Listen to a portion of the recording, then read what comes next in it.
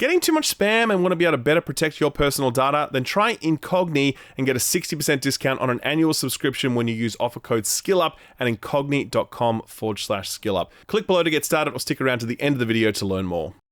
Gamers, hello and welcome to the 4th annual This Year in Video Games Roundup, the show where we look back on the biggest, best, worst, and craziest gaming news of the year.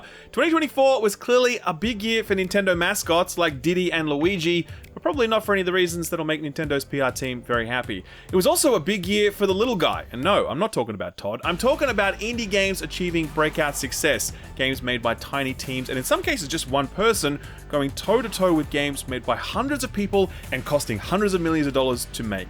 Speaking of hundreds of millions and billions, it was a very confusing year for Xbox, as they seemed to kind of give up on the whole console thing, but Sony's year was far from a home run. Sure, Helldivers went really large, but then it became one of the most controversial releases of the year thanks to the PSN drama, and sure, Astrobot took home Game of the Year, while Concord took home the title of biggest live service flop in history. These are just some of the headlines that dominated 2024, and the point is, it's been a big, dare I say, transformative year for video games, where platform holders reevaluated their business models, the live service gold rush seemed to hit bedrock, and emerging development talent from places like Korea and China delivered new experiences in new settings. So much happened this year that it's hard to remember all of it, but thankfully, you don't have to. That's my job, and that's what this year in video games is all about. It's always my secret hope that these videos will live on as like time capsules, and the AI robots that rule us in 50 years' time will look back on these videos and be like, wow, I can't believe they cancelled the PvE in Overwatch 2. Wasn't that the whole point of Overwatch 2?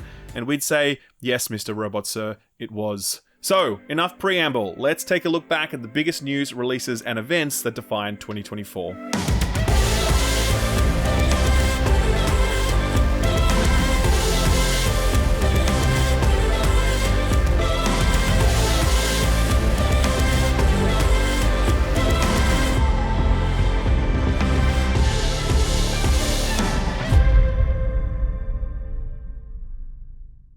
Hard to believe that January began with a historic victory, one that marked a grueling battle fought and won. Twitter was removing the hexagonal NFT profile pics, a sure sign that the threat of NFTs was vanquished after it loomed large in 2022 before quickly running out of steam in 2023. The tech bros, though, they always need a new fad to cling to, and so AI was next cab off the rank. Every single company on God's green earth was trying to crowbar some AI bullshit into whatever it was they were doing, a trend that continues to this day. Thankfully though, despite Square Enix boldly declaring that they would aggressively utilize AI in 2024, gaming's been largely shielded from it, except in the case of AI voice work threatening the livelihood of voice actors, a challenge that unionized workers would stare down later in the year. For nerds like us though, we were more fixated on the growing whispers that Xbox was thinking about maybe, potentially, possibly putting a few of their exclusive games on other platforms. Ridiculous, said the rusted on and unnervingly forceful Xbox faithful. Phil Spencer had promised that exclusives would be the rock on which the Church of Xbox would be built. It would be impossible to imagine a scenario where he would backtrack on that promise, and any suggestion to the contrary was clearly just Sony ponies stirring trouble. Famous Sony ponies like Tom Warren from The Verge and Jez Corden from Windows Central. Regardless, those were just whispers and rumors at that point. Nothing had been confirmed, but what was confirmed was that 343, as they were then known, would be moving on from Halo Infinite. They announced that future content updates for the game would cease and they'd be moving on to other things. Kind of a short lifespan for a game with the word Infinite in the title, but despite some modest improvements in player populations and sentiment in 2023, it was clear that Infinite had well and truly missed the mark and that a reset would be the better option. Speaking of Xbox, we got our first look at the Indiana Jones game in January, and we were thoroughly whelmed. $10 says that game's gonna suck, right? There was one other bit of Xbox news in January. What was it? Oh, that's right. They sacked nearly 2,000 people. Most of the jobs came out of Activision Blizzard, with Xbox boss Phil Spencer saying that he was committed to a sustainable cost structure. Interesting that this happened in the exact same week that Microsoft achieved a $3 trillion market cap. Times are clearly very tough over there at Microsoft. Of course, Microsoft were far from alone in these cuts. Riot laid off 500 people in the same month, and an absolute dagger to my heart, Embracer Group laid off 97 people at Eidos Montreal who were working on a now cancelled Deus Ex game. We give Embracer a lot of shit, but honestly, I feel like we could give them more. It was a quieter month for game releases. Prince of Persia: The Lost Crown was an absolute banger that didn't sell nearly as well as it deserved to. Like a Dragon: Infinite Wealth proved that RGG still had it despite a leadership shakeup at the studio. Tekken 8 launched and it would go on to win Game of the Year at the Game Awards. But by far and away, the biggest release of January, and one of the biggest releases of the entire year, was a sort of Pokemon ripoff that most of us had initially dismissed as a meme game. Palworld released on January 19th, and in 8 hours, it sold through 1 million units. 2 million units in 24 hours. 3 million units in 40 hours. By that third day, Palworld had beaten Elden Ring to achieve the second highest concurrent player count of any single player game on Steam. A few hours later, it surpassed Cyberpunk to take the #1 spot. Within 3 days, it had sold 5 million units, and by the end of February, it had sold through 25 million units, despite the fact that it was also available on Game Pass. Man, with that level of success, you gotta imagine that Nintendo are pretty pissed, but what are they gonna do? Sue? Unlikely. Litigation really is not Nintendo's style. We make every decision really with the long-term health of Xbox in mind. February continued a trend that would reverberate through all of 2024, even more layoffs. We really did think that we'd seen the worst of it back in 2022, then things got even worse in 2023, and so 2024 was like, challenge accepted. EA delivered the biggest round of layoffs this month, laying off 5% of its workforce, closing a studio that was working on a single-player Battlefield experience, and cancelling a Star Wars game that was in development at Respawn. Word on the street was that this was a Mandalorian-themed shooter, and given the quality of Respawn's Jedi series, it is a damn shame that that one will never see the light of day. Combined with other layoffs across other companies, there was a total of over 7,500 game workers laid off in just the first 2 months of 2024. And by the end of 2024, over 14,000 people would have lost their jobs, more than the total job losses in 2022 and 2023 combined. It was a stunning, never-before-seen shrinking of the games industry, one that will no doubt have impacts that will be felt for many years to come.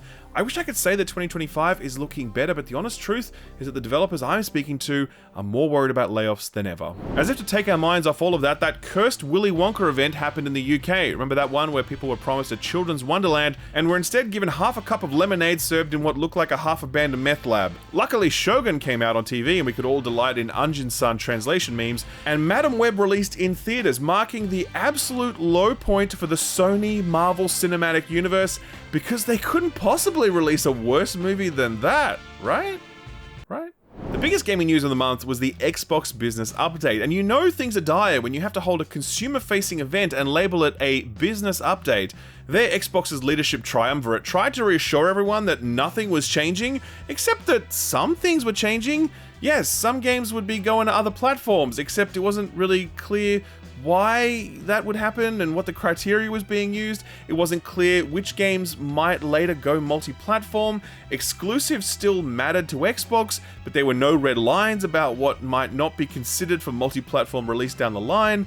It was frankly an absolute shit show of doublespeak and mixed messages, and its core premise seemed increasingly hollow as time went on and as Microsoft announced more and more games were headed to other platforms. Back then, Phil Spencer explicitly said that Indiana Jones was not headed to PS5, and by August of the same year, Indiana Jones was announced for PS5.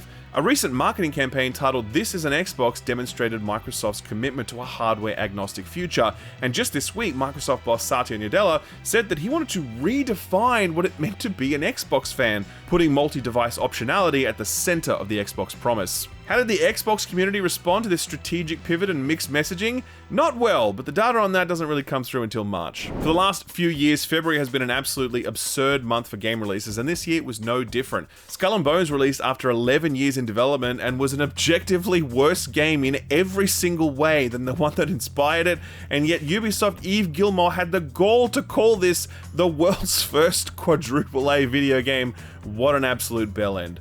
Helldivers 2 took the world by storm, but don't worry, Sony found a way to really screw the pooch on that one a few months later. Final Fantasy VII Rebirth and Pacific Drive arrived. You better believe they'll be in my Game of the Year video dropping next week. But the most dramatic launch of February was unquestionably Suicide Squad Kill the Justice League. In development for some 10 years at one of video games' most lauded studios, Rocksteady, Suicide Squad had a shelf life measured not in years, not in months, but in weeks. And were it not for another live service flop that arrived in August of this year, Suicide Squad would have gone down in history as the biggest live service flop in video games history. Right now, the game is just about to get its final content update before Rocksteady move on to something else, but honestly, it's hard to be excited about their next project given how much talent drain the studio suffered during Suicide Squad's development. And to cap everything off, we got our first look at the Silent Hill 2 remake in March, and we were thoroughly whelmed. $10 says that game's gonna suck, right? Okay. Ain't no party like a Diddy party, am I right, boys? I would like to clarify for the record that I've never been to a P. Diddy party. I've never met P. Diddy. I've never even used baby oil. Like, what is it? What is it used for? Is my lawyer arriving soon? Do I get a phone call? Diddy was in the headlines for all the wrong reasons, but Taylor Swift was riding high as the Eras tour kicked off, and it really felt like the year of Tay-Tay. Me, though, I was all about that X-Men 97. Man, I was crying proper nerd tears every episode. If you haven't watched it yet, please go check it out. It's the best thing put to film since Citizen Kane. Any video game news this month, though, you might be wondering? Yeah, sure, there was some of that too.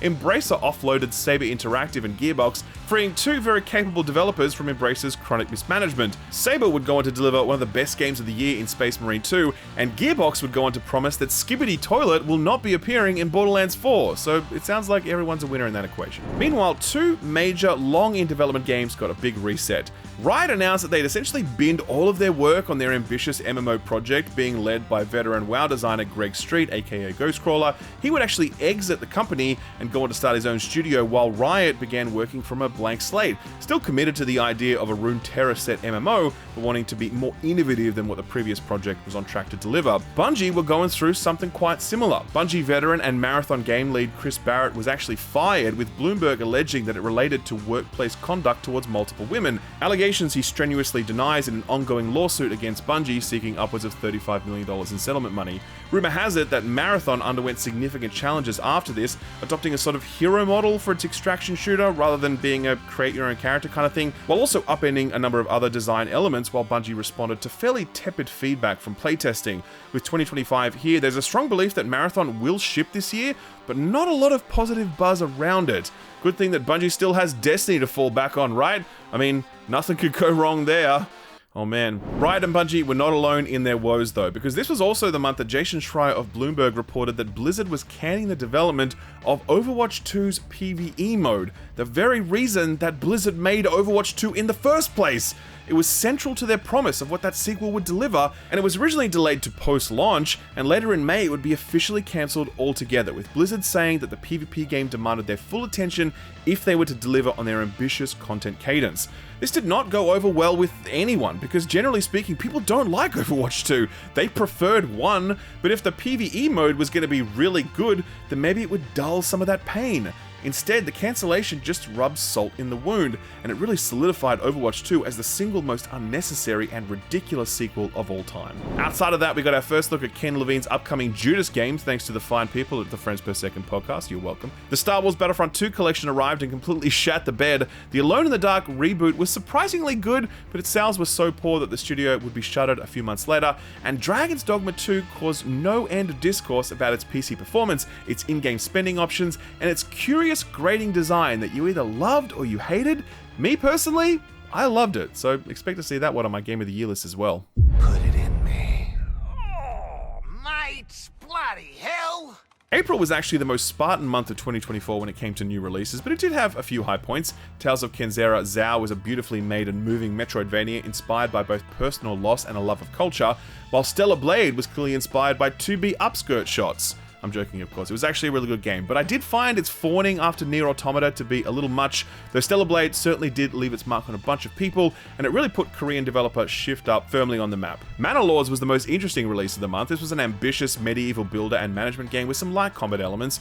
It's the kind of game you look at and go, wow, well done to the team that made this. Then you learn it was made by one dude in a cave with scraps. Not really, he probably made it in his house with a MacBook Pro, but it's still really impressive. In gaming news, Apple put the first emulators on the App Store, but not Yuzu because Nintendo sued them out of existence earlier in the year. The emulation scene has never been in a more precarious position, which matters a lot given how little most companies care about long-term game preservation and compatibility. It's an issue that prompted YouTuber Accursed Farms to sue Ubisoft over their delisting of The Crew, which was rendered completely unplayable in March of this year when Ubisoft turned the servers off. Accursed Farms started a very successful movement that resulted in Ubisoft committing to offline modes for The Crew 2 and The Crew Motorfest, but The Crew 1 is still unplayable, except through the modding scene. Continuing the layoff trend, Ascendant Studios, who the year prior released that competent but ultimately underwhelming Immortals of Aveum, they furloughed all of their staff before eventually winding down entirely. Luckily, a number of affected staff would find jobs with Rockstar co-founder Dan Houser's new studio, Absurd Ventures, but that wouldn't be for a few more months. Embracer Group restructured itself into 3 separate entities entities to spread out its game-making, tabletop, and Middle-earth management activities. One tweet described it perfectly. Quote, "This is like a fantasy RPG boss where a bunch of slimes morph into a big slime, and then you hit one and it explodes back into a bunch of little slimes again," end quote.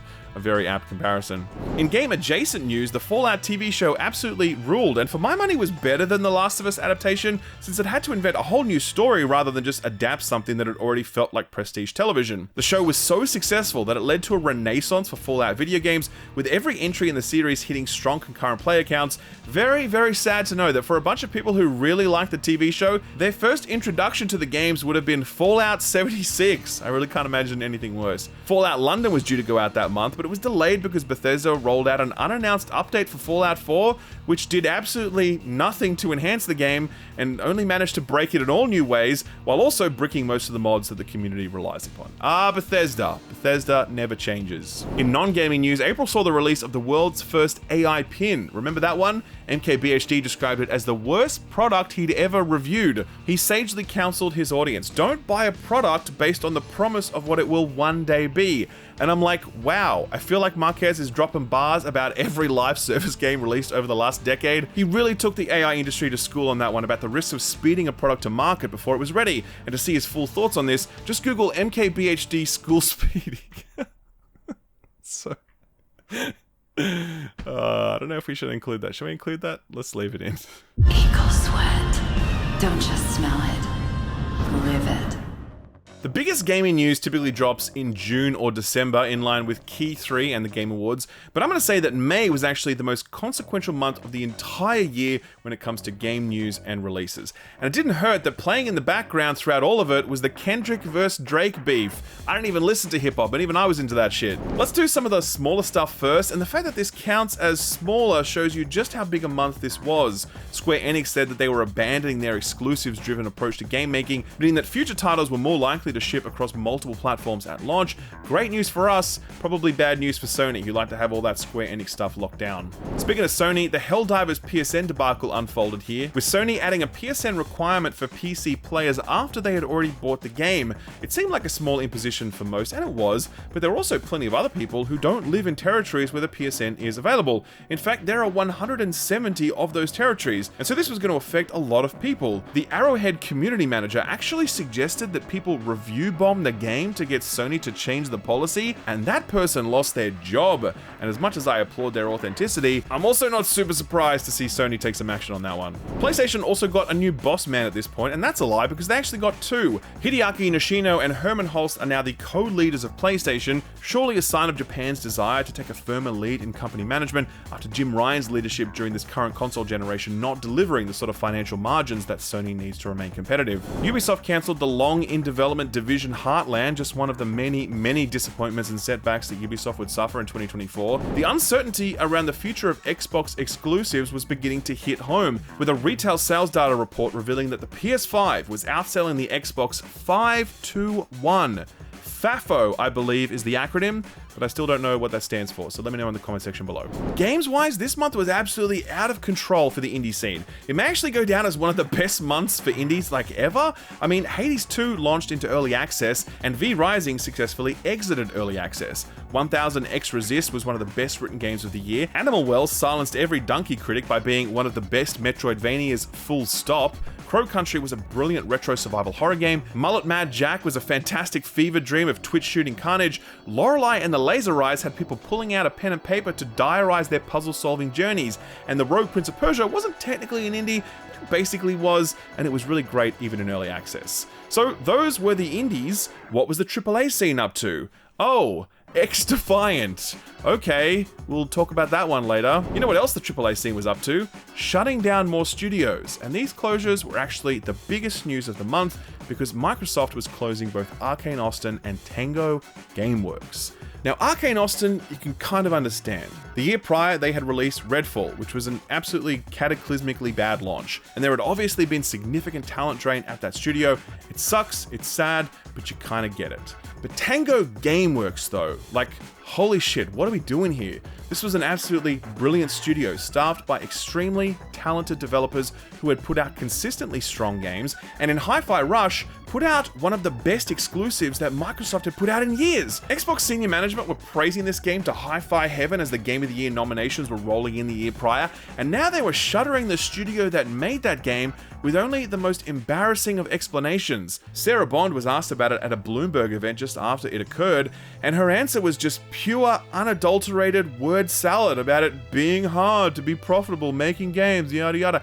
And in a perfect, almost divine moment of pantomime, the camera operator at this event pulled back to reveal that Xbox was growing well, it was fine, and the suggestion that Microsoft needed to close this studio was just an absolute furphy, which is an Australian slang word for a story that is total bullshit. The impact of this closure on Microsoft's brand was immeasurable, it really was, and I still believe it has not recovered to this day. It makes it so much harder to believe what their leaders say about their commitment to great games when they shutter the very studio that made one of their best games. I think before this, there was a much more broad-based affection for Phil Spencer and his leadership team. Like, they'd make plenty of mistakes, but we'd extend them some grace because it felt like they were trying to get to where we wanted them to go, and their personality-driven brand of leadership made them feel like they were one of us. But this decision made it really clear that they weren't like us. Kind of brings us back to that whole Drake versus Kendrick beef, doesn't it? Oh, you gotta give him that huck too and spit on that thing, you get me? And with that, a wholesome legend was born. Hayley Welch, aka the Hawk Tour Girl, went on to become a sensation, a reminder that you can make absolutely anyone famous for absolutely no reason at all. And then that person can launch a crypto shitcoin, do a classic rug pull, and then go to bed for 3 weeks. Ah, Hayley, we hardly knew ye. But luckily, the blockchain never forgets. June is the month that used to be all about E3, but now it's one of Jeff Keighley's Traileramas, the Summer Games Fest, and all of the satellite events orbiting around it, hoping to soak up the halo effect of the hype window without having to pay Jeff Keighley $500,000 for a 30-second slot. PlayStation had a showcase, and it was not great. The biggest reveal was Concord, and yes, we will have to talk about that one later a lot. But the reveal itself didn't set the world on fire. Already the cast of characters was failing to strike the desired resonance with the punters, but most of us were keeping an open mind because Sony generally have a good eye for what's good, and they bought this studio outright on the promise of Concord, so there's gotta be some source there, right? Oh, sweet summer child. When PlayStation kind of belly flopped their showcase, Xbox had a lane wide open, and they drove a fucking truckload of big, hype-inducing reveals right through it. Doom Dark Ages looks sick as hell, State of Decay 3 still exists, Shattered Space was a chance for Starfield to begin its redemption arc, South of Midnight had some incredible art design and music, Perfect Dark was an actual video game, Fable was still on its way, though this trailer looked suspiciously like the previous one, and the Coalition were giving up on trying to complete a trilogy storyline that no one cared about, pivoting instead to a prequel story starring the good old boys. It was a really great showcase that Xbox desperately needed. After pissing off absolutely everyone and dealing a critical blow to their own brand and reputation, very few of the games shown actually released in 2024, but hey, 2025 and beyond, we're looking pretty strong. In other news, gamers really didn't like Elden Ring Shadow of the Erd Tree for the first 3 days, and then they discovered how important those scattered tree fragments were, and after that they went back to declaring it a masterpiece, and Bungie shipped the Final Shape expansion, which probably should have just been called the Final Expansion, since, as we'd soon learn, that would have been a very, very accurate title. Welcome to the MCU, by the way. You're joining at a bit of a low point. It's July, and that means, as the legendary John Bon Jovi reminds us, we're halfway there. The Olympics were happening around the world. I, for one, did not watch a single sporting event, but the memes were top tier. All those Olympic shooters with the fan art and the woman with the reticle monocle, Kojima himself could not have designed a better mini-boss. The video game adaptation Spendathon was starting to slow with the announcement that the Horizon Zero Dawn TV adaptation would be cancelled. Probably a good idea given that doing that show properly would have cost like $400 million at least. It's rare that I celebrate the cancellation of something, but I was willing to make an exception for that god-awful Halo TV show which got canned in July after its second season wrapped. Just a truly staggering number of baffling decisions went into that show, resulting in one of the worst and least faithful adaptations since the 1994 Mario Bros. Movie, and even that had the restraint to not show us Bob Hoskins' bare ass. In Xbox news, the shoe finally dropped on Microsoft's decision to include the next Call of Duty game in Game Pass. See, that initial announcement just didn't make any sense to me until in July, when Microsoft announced that Game Pass was being restructured, locking day one releases behind the Ultimate tier, while offering 2 cheaper tiers with back catalog options. Usually people get really annoyed when a subscription service fucks around with price points or offerings or whatever, but to be honest, Game Pass always felt like too good a deal, and now it just feels like a kind of fair deal. So the pushback on these changes was actually pretty muted. Speaking of restructuring, Bungie's senior leadership decided to restructure the entire way we view their studio. It started with the announcement of a massive number of layoffs, 220 people or 17% of Bungie's current workforce, and this was after they'd laid off around 100 people back in October of last year.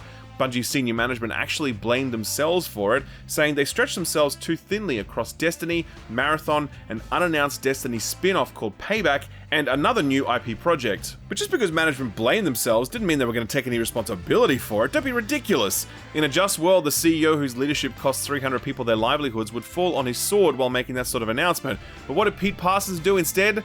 We don't know exactly, but it probably involved buying another antique car to add to his growing collection, since it was revealed that Parsons was spending millions of dollars on collectible cars while also driving his company to the brink of insolvency. What did all of this mean for Destiny? Nothing good, let me tell you. After cutbacks and reallocations to Marathon, the team working on Destiny today is the smallest it's ever been.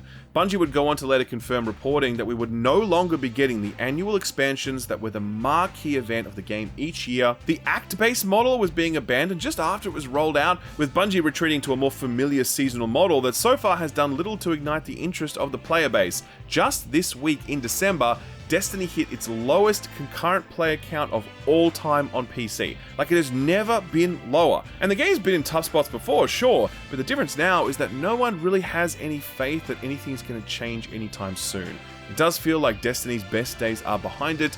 That is something I will talk about in my Game of the Year video. In terms of releases, July saw the arrival of Final Fantasy XIV's Dawn Trail expansion. That one landed with a bit of a thud, actually. Same goes for the first Descendant, which had really strong player counts, but really negative sentiment. Zenless Zone Zero was spectacularly successful, and it's a pretty good game despite the gacha stuff, and Flintlock: A Siege of Dawn was one of my biggest disappointments of the year, actually, since I really liked the studio's previous game, Ashen, and this follow-up didn't have nearly the same amount of sauce. To cap off July, Sony held their first round of playtests for Concord, which would be releasing in early August.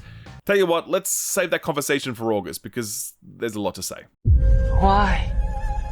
Monkey. So let's not delay any further. Let's talk about the shocking news that really defined August and much of the year, really. I'm talking, of course, about Raygun. Now listen, obviously she was the single worst dancer since 7th grade me, but also fully grown me. And had she been a good sport about it, we probably would have made a folk hero out of her. Hell, if she'd been smart, maybe she could have launched her own scammy shitcoin. She may not know how to cut a rug, but with the right help, maybe she could have rug pulled. Sadly though, Raygun has turned out to be a bit of a dick, and just this past week, it turns out she's suing a local theatre here in Australia who was planning to stage a parody play based on the life and times of Raygun. Late night comedians around the world were farming her for content, but she can't sue Jimmy Kimmel, so she sues a local theatre. Hard to believe that she could sink any lower than the score awarded her by the judges at the Olympics. That was a perfect zero, by the way. Very impressive. Speaking of perfect zeros, the Borderlands film launched this month, and it debuted on Rotten Tomatoes with a score of 0%. Do you know how hard it is to achieve that?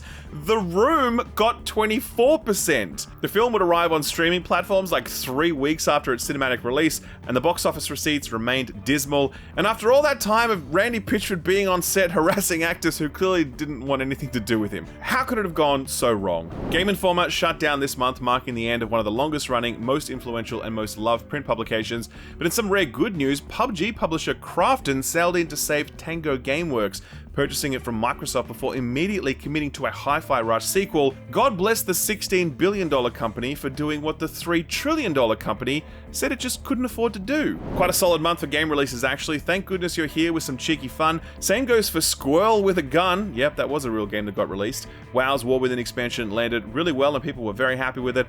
Black Myth Wukong though, wow, man, people were very, very happy with this one, and driven by the Chinese player population, this went on to become the second highest, most concurrently played game of all time on Steam, surpassing Palworld, which had nabbed that spot earlier in the year. Wukong would go on to win Best Action at the Game Awards, but the game's director was hoping for more, revealing that he'd actually written his Game of the Year acceptance speech 2 years prior. Okay, my dude. Regardless, for a debut title to have achieved as much as it did is a huge deal, and you do get the sense that the Chinese development scene is one we're going to be hearing a lot more from over the coming years. Oh, and Star Wars Outlaws arrived too. It wasn't great, but but just how not great it was for Ubisoft wouldn't be known for a little while yet. A very strange story was unfolding around Valve's next game, the mobile-like Deadlock. Everyone knew this thing existed, but to this point, Valve hadn't actually announced it, and playtesters were being asked not to share their impressions publicly, despite the fact that millions of people were in the playtest. This led The Verge to publish an impressions write-up, and people got really mad at them for doing that, which is kind of ridiculous. But it was another playtest that everyone was still talking about in August, and it was the Concord betas that had happened in July, attracting a peak concurrent player count of around 2,500 people during its open beta, the one that did not require a pre-order. This was such an abysmal result that everyone was pleading for Sony to delay the game so that it could be retooled and converted to a free-to-play offering. There was just no fucking way this game was going to get the required player population when it had a $40 price tag attached to it. Sure enough, the game launched in August and achieved a peak concurrent player count of 697 people. Golem got more than that. Golem, okay? That is how badly Concord flopped. And within just 2 weeks, that number was down to double digits. We all anxiously awaited to hear what Sony would do about this because it was the level of catastrophe that required a response, and sure enough, in September, Sony announced that it would be delisting Concord from sale and offering anyone who bought it a refund. That then led to speculation about whether or not the developer Firewalk would get some runway to retool the game as a free-to-play offering, but we got that answer in October when Sony confirmed that Firewalk was being shuttered, crystallizing a tremendous loss for Sony as it tried to spend its way into the live service market. Concord will forever be remembered as the single largest live service flop in the history of video games, but given how unwilling video game executives are to learn their lessons, I feel I need to clarify and say that Concord is the biggest flop so far. Sony still has other live service boondoggles in the works, so let's not close the book on this chapter of gaming history just yet. My pledge is eternal service. In September, the Brazilian government did what we should all do. Blocked Twitter. That's some good self-care, Brazil. Well done for having the strength that we don't. Sadly though, it did mean you missed out on all those Mu Deng memes. Did you guys see the one where he was cake? I honestly found that a little unsettling, but even I'll admit he looked very tasty. September saw the reveal of the PS5 Pro, and we were thoroughly whelmed. $699 says that's gonna suck, am I right? No, it actually turned out to be fine, but not a very compelling value proposition given the absence of the disc drive and the fact that it really provided only very incremental upgrades in most games, and in some instances actually made games look worse, but patches will surely fix that up with time. Xbox laid off another 650 people because why not? And this next part is true. The very same week they did that, they announced a $60 billion stock buyback program in addition to raising their annual dividend by 10%. So just as before, times are obviously very tough for Microsoft, and they simply had no choice but to sack all those people. While Microsoft was firing people, Annapurna Interactive staff was self-selecting out, and by that I mean they all quit en masse due to irreconcilable differences with management. Some of them would go on to form their own indie publishing label, while Annapurna themselves said they're not going anywhere. They still have quite a few games in the pipeline and the backing of a billionaire owner, so they'll be just fine. Nintendo did the unthinkable and sued Palworld developer Pocket Pair. We all thought it would be for a copyright claim, but it turns out it was for patent infringement, with one of the main claims being centered on the ball throwing and catching mechanic that Palworld obviously ripped off. Nintendo is seeking only a small amount of damages, but you get the sense that the real goal here is to get Palworld removed from sale, something that is very unlikely to happen at this point, so this entire lawsuit really seems quite frivolous. It's still going on, by the way, so we'll no doubt hear the results of it sometime next year. This was the month when Fantastic made their triumphant return. Remember them? They're the guys that put out the day before and then closed their studio like 3 days later. Now they were back spruiking some sort of automation game Kickstarter thing, which went absolutely nowhere. And since then, they've announced that they were putting that project on hold, and now they're going to make mobile games. Honestly, seeing how much utter garbage makes its way onto the App Store, I think it's a match made in heaven. Speaking of mobile, Destiny Rising was revealed. It's a mobile gacha game developed by NetEase, and unfortunately, it's actually very good. As I've said on many occasions, gacha is a plague on this industry. It is all the worst monetization mechanisms Voltroned together. But because most of the games have cute waifus, no one seems to really mind all that much. I do predict that Western developers are going to start trying their hand at this stuff in the future because there's just too much money in gacha for them to ignore it. I then hope we have another reckoning like we did back in 2018 with the loot boxes, and that gacha is beaten back with a stick, but I don't know, you never know how this stuff's going to go. The biggest news of the month was Ubisoft's reckoning with itself. Star Wars Outlaws launched to middling reviews and then kind of bombed sales-wise. It followed disappointing sales for Prince of Persia: The Lost Crown, a very hostile reception to Skull and Bones, and X-Defiant wasn't doing so hot. Ubisoft was essentially 0 for 4 in 2024, and with so much invested in Star Wars Outlaws, Ubisoft's leadership felt like they needed to act. They announced big changes to their publishing strategy, namely launching games day one onto Steam and getting rid of paid early access for future titles. The big announcement though was that Assassin's Creed Shadows would be delayed into 2025. That was Ubisoft's biggest title of the year and one of their biggest for this entire console generation, and for them to bump it so far out, you knew that the alarm bells were ringing pretty loud inside Ubisoft's halls. Believe it or not though, this wasn't even Ubisoft's low point for the year. That story comes a little bit later. In the meantime though, we had ourselves a pretty good slate of releases. September is, after all, the start of the busy season, and I for one got to experience Astrobot, Space Marine 2, and Echoes of Wisdom all in the space of about 3 weeks. That's a bit of a step up from my February, where I did back-to-back Suicide Squad into Skull and Bones. Outside of that, Frostpunk 2 released and would go on to win Strategy Game of the Year at the Game Awards, and Starfield Shattered Space really sucked. No one liked it. And to this day, the expansion still sits at a mostly negative 30% rating on Steam. Looks like Bethesda fans are going to be waiting a little while longer for that Starfield redemption arc. Smells like jam and brimstone. October, or Broketober as we like to call it, is the annual video games industry money shot. Historically, this was all about retail since you wanted your game on shelf in October so you could gauge reorder demand in time for the Christmas rush, but even in an era of online shopping and digital distribution, it's remained a big month full of the biggest releases. And it doesn't get much bigger than Call of Duty. This year's Black Ops 6 was the first COD to be released under Microsoft's watch and the first to be day one on Game Pass. Now, we don't have exact sales results because Microsoft haven't released them, but they have said that this COD is the highest selling COD ever, and that's despite the fact that it was also available on Game Pass. Very positive critic reviews didn't hurt either. It doesn't happen often, but in 2024, Activision made a banging Call of Duty game. Good news for them. Very, very bad news for Ubisoft. Also in October, there were plenty of other releases like the free-to-play Throne and Liberty. Not the best thing ever, but it got the job done. Dragon Ball Sparking Zero seemed to take over the internet for a week or two as everyone relives some of their favorite childhood memories. Diablo 4's Vessel of Hatred expansion seemed to make people only more excited for Path of Exile 2 rather than less. Batman Arkham Shadow was a total banger and would go on to win VR Game of the Year at the Game Awards. And the Pokemon trading card game Pocket began its inexorable march towards $1 billion. As of right now in December, the game's already been downloaded over 60 million times and generated an estimated $200 million in revenue, so give it another week or two and it should be at that billion mark. Oh, and Ubisoft released an actual NFT game this month in 2024, like an actual NFT game, just weeks after they announced a company-wide investigation to explore why everyone is pissed off at Ubisoft at the moment. Really fills you with confidence in Ubisoft's C-suite, doesn't it? Much of the discourse for the month was dominated by the release of 3 very big and very surprising games, though surprising for totally different reasons. The Silent Hill 2 remake arrived and everyone was confident that it would suck. The only problem is, it fucking ruled. I owe you $10, Konami. This remake wasn't just a solid, workman-like production, it was deeply interpretive without ever overplaying its hand, and I honestly believe the performance of Luke Roberts as James Sunderland was the single best performance of the entire year. Speaking of great performances, Metaphor ReFantasio was chocked full of them, and just about every other aspect of the game was just as brilliant. We all knew to expect a good game because the team behind the Persona series don't know how to make a bad game,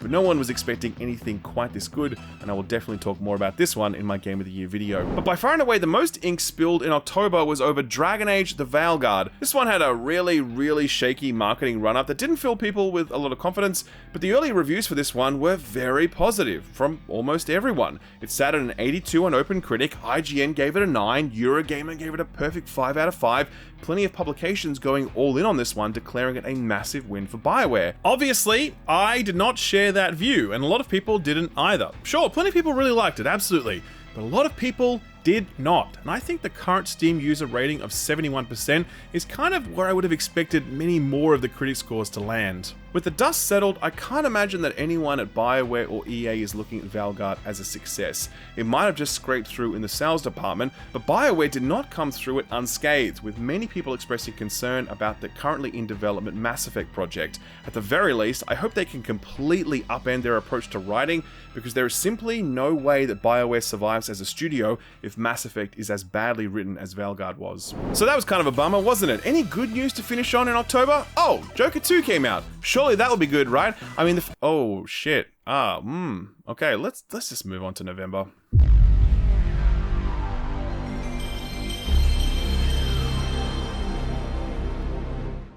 It's November, and you know what that means. Absolutely nothing interesting happened in the world of US politics. Nope, nothing at all. Speaking of geriatrics fighting younger opponents, Jake Paul fought Mike Tyson, and Jake paid him so much money that Tyson agreed not to throw any punches after the second round. Good thing that shit was on Netflix, because could you imagine if that was a classic pay-per-view? They'd be rioting in the streets and they'd be right to do it. Most of the biggest games for the year had already released by this point, so the release schedule was definitely slowing down in November. Mario and Luigi Brothership was a rare miss for Nintendo, delivering a drawn-out and played-out RPG experience that felt like a game out of time and not in a good way.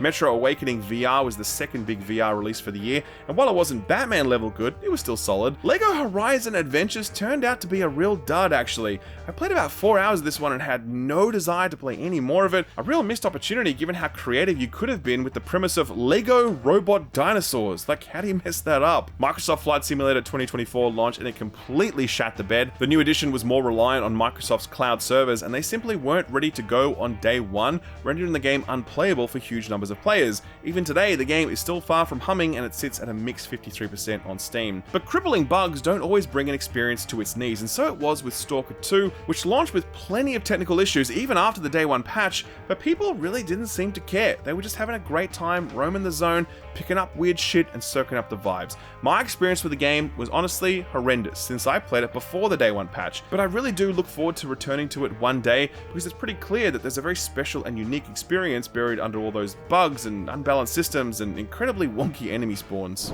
On the news front, it was kind of quiet actually. The biggest news was talk about both Xbox and Sony entering the handheld market. Inspired by the success of both the Switch and the Steam Deck, Phil Spencer has never been shy about hinting that Microsoft has plans in this space, and in an interview with Rolling Stone this month, he dropped his strongest hints yet that Microsoft were working on something, but that it wouldn't be arriving anytime soon. Very soon after that, Bloomberg reported that Sony were also working on their own handheld prototypes, but again, early in development, don't expect it anytime soon. New hardware is always exciting, but I do wonder how much room we all have in our backpacks for yet another handheld. I can see a PlayStation handheld making a little bit of sense, but Xbox would kind of be going toe-to-toe with Valve, and I for one would not be betting on Xbox in that matchup. All of this might be academic though, as November was the month that the This is an Xbox campaign rolled out, reminding everyone that Xbox is barreling towards a hardware-agnostic future that lets you play Xbox on any device you damn please. If I can already use my iPad as an Xbox thanks to xCloud, would I need a dedicated Microsoft handheld?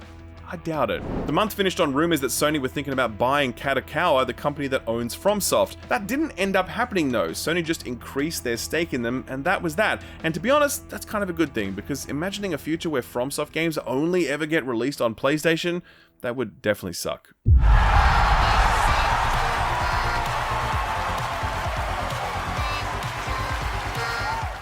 It's December, and for some reason, Nintendo's Luigi is getting a lot of play in the media. Something to do with a blue shell, I think. I'm not exactly sure. December is usually a quiet month for releases, but this year was an exception. Caves of Qud released after 17 years in development, and unlike Skull and Bones, those years were well spent, resulting in one of the deepest and most sophisticated games released this year. Infinity Nikki kept the gacha train going with over 20 million downloads in its first week on storefronts. The Legacy of Kain Soul Reaver Remastered Collection proved that Raziel and his frenemies still had it all these years later, and Alien Rogue Incursion was the third big VR drop of the year, and it did not disappoint.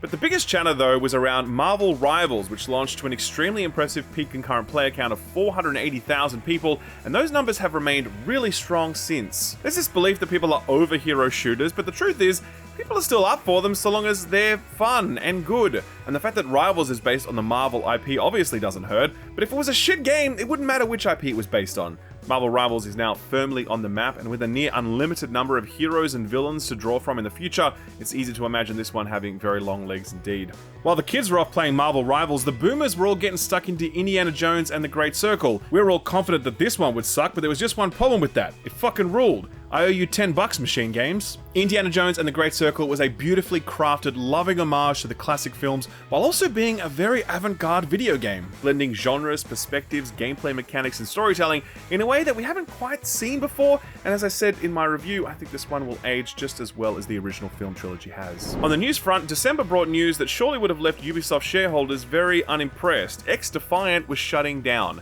Despite a solid launch and some positive sentiment along the way, it just wasn't enough to move the needle, and as a result, the service would be taken down next year, and 277 people attached to the project would lose their jobs. What an absolutely disastrous end to Ubisoft's absolutely disastrous year.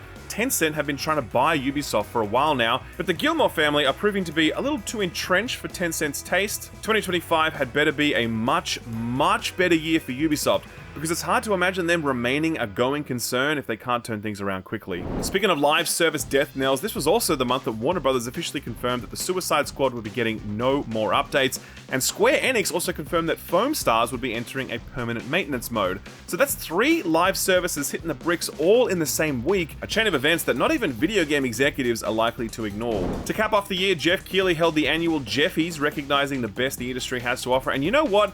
Jeff low-key crushed it this year. After a dismal show the year prior that saw winners played off stage just as soon as they got up there, this year's award winners were actually allowed to say their piece. And Jeff also addressed the layoffs epidemic in his own way, plus the reveals were wild. The Witcher 4, Elden Ring Night Reign, the Onimusha revival, an Okami sequel, and Naughty Dog's next game, Intergalactic: The Heretic Prophet.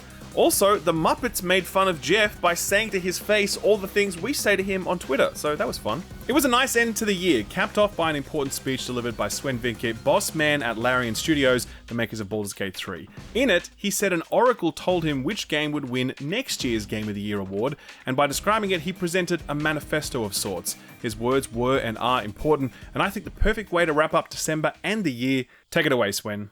Studio made their game because they wanted to make a game that they wanted to play themselves. They created it because it hadn't been created before. They didn't make it to increase market share. They didn't make it to serve as a brand. They didn't have to meet arbitrary sales targets or fear being laid off if they didn't meet those targets. And furthermore, the people in charge forbade them from cramming the game with anything whose only purpose was to increase revenue and didn't serve the game design. They didn't treat their developers like numbers on a spreadsheet. They didn't treat their players as users to exploit. And they didn't make decisions they knew were short-sighted and function of a bonus or politics. They knew that if you put the game and the team first, the revenue will follow. They were driven by idealism and wanted players to have fun. And they realized that if the developers didn't have fun, nobody was going to have any fun. They understood the value of respect, that if they treated their developers and players well, those same developers and players would forgive them when things didn't go as planned. But above all, they cared about their game because they loved games. It's really that simple, said the Oracle. See what I mean? What a speech. Now just imagine if every senior leader in the video games industry thought this way. Sure, it'll never happen, but it's nice to dream. Anyway, let's bring this bad boy home.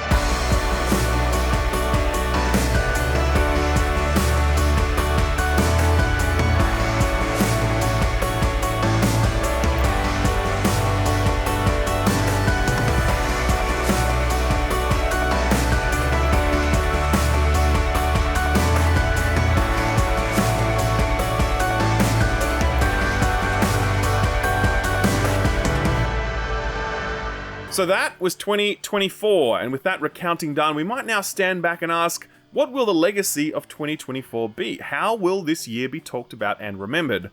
Well, I for one think that 2024 really outdid itself when it came to great games releasing. We'd expected this year to be a lot more muted after the once-in-a-generation greatness of 2023, and while it wasn't on that level, it was certainly no slouch, with some surprising successes in games like Silent Hill 2 and Indiana Jones, and the smaller end of town really punching above their weight with games like Power World, 1000 X Resist, Lorelei, Manor Lords, and a bunch more. To this point, we haven't even mentioned Balatro, and seeing it scoop up 3 Game Awards plus the Apple Award for Game of the Year on the App Store, that is a pretty inspiring story that shows just how much small teams of people or individuals can achieve in this business. And those stories matter more than ever given how little job security major publishers are willing to provide. Clearly, one of the biggest trends of 2024 was the same trend that we saw in 2023 and 2022, layoffs. Only this year, it was worse than those other 2 years combined. CEOs are taking home millions of dollars and pumping it directly into their collection of classic cars, while developers are out on their ass, many of them forced to leave the games industry entirely because there was just nowhere else for them to go. That kind of brain drain means we get worse games in future because the talent pool is smaller and shallower. I wish I could say things are looking different in 2025, but the truth is, there's just little reason to be optimistic. I mean, you really had a situation this year where a $3 trillion company, Microsoft, shuttered one of their most successful studios, Tango Gameworks, citing cost pressures. When you've reached that sort of event horizon, everything starts to feel untethered. Speaking of Xbox, this was also the year when they exited the console race and committed to a multi-platform, multi-device future. That is a pretty seismic event. Xbox has been running the same race for the last 2 decades, and now having surrendered the battle, they're looking for other ways to win the war. The truth is, they're uniquely positioned to do it owing to the immense scale of Microsoft and their reach across things like Windows and cloud infrastructure.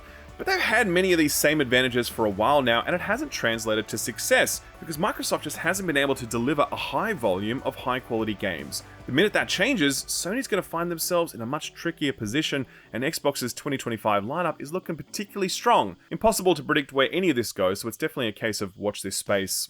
2024 will also surely mark the year where publishers will be forced to wake up to themselves about the live service fool's gold rush that cost them a packet. This year we saw the failure of Suicide Squad, Concord, X-Defiant, Foam Stars, and probably a bunch of other ones that I can't even remember now. The live service gambit is just so expensive, so risky, and the way that major publishers are approaching it just isn't working, so a pivot is highly likely. What will they pivot to? Well, I'm worried that gacha is the next cab off the rank.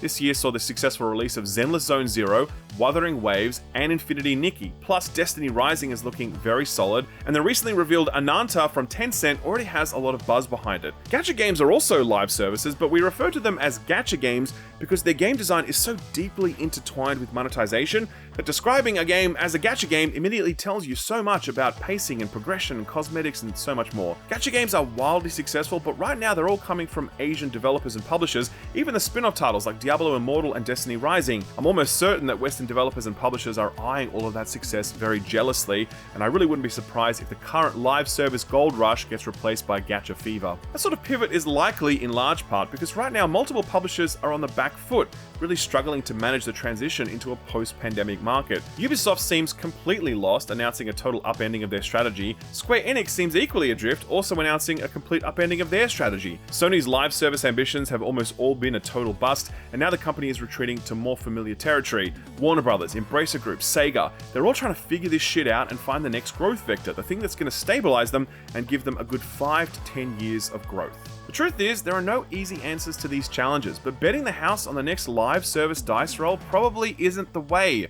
Better instead to follow Sven Vinke's advice, trust your developers, support them, make good games, and charge a fair price for them. There's a reason that Capcom is in the enviable position that it is now, and it has absolutely nothing to do with live service or gacha, and I really hope that other publishers are able to recreate that sort of success model rather than, the less appealing alternatives. But that is just what I think, and I'd love to know how you think 2024 will be remembered, so let me know in the comments below. Thanks for sticking to the end on this one. I always start out being like, I'm gonna keep this one at 30 minutes, and then it ends up being an hour long. But hey, cut me some slack. There are 8,760 hours in a year, and we just covered a full year in an hour, so I think we did okay. If you agree, I'd love it if you could drop the video a like, maybe even subscribe if you'd like to come back next year and hang out. This Week in Video Games will now go on a brief hiatus. We'll return the week commencing January 13th next year. As the Japanese say, please look forward to it. And please look forward to a word from this video's sponsor, Incogni. One of the new sponsors that joined the channel this year was this video sponsor, Incogni, and I gotta say, I'd never heard of them before, but I'm very glad I know about them now. It's been one of the biggest upgrades to my digital life that I made this year, and I will 100% be re-upping on my subscription next year. If you haven't heard about Incogni before, then here's the deal. So we know that big corporations like Apple and Google have our data because we hand it over to them, whether we wanted to or not. But what you probably don't know is that hundreds of other companies that you've never even heard of also have your data because it had been on-sold by various data brokers. These companies can then sell your data to other companies or spammers or worse, malicious actors looking to use your personal data to commit identity theft. Now the loophole here is that you can technically contact these companies and ask them to delete your data, but not only do you not know who has your data, but there are just so many of these data brokers out there that it would be impossible for you to contact them all. That's where Incogni comes in. You sign up, enter your details, you grant the required permissions, and after that, Incogni does all the work for you, sending out hundreds of automated requests to reclaim your data. Take me for example. Incogni has cleared my data from 87 places that I didn't even know had my data. And had I done all that back and forth myself, it would have taken me around 65 hours, which is time that none of us have. I have definitely noticed a significant reduction in the amount of spam emails and texts that I've been getting, and it just feels nice to know that my data is more secure since no one wants their personal information being held by some company that you don't even know exists. It's super easy, super effective, and best of all, super affordable. You can use code SKILLUP at incogni.com/skillup to get 60% off an annual subscription.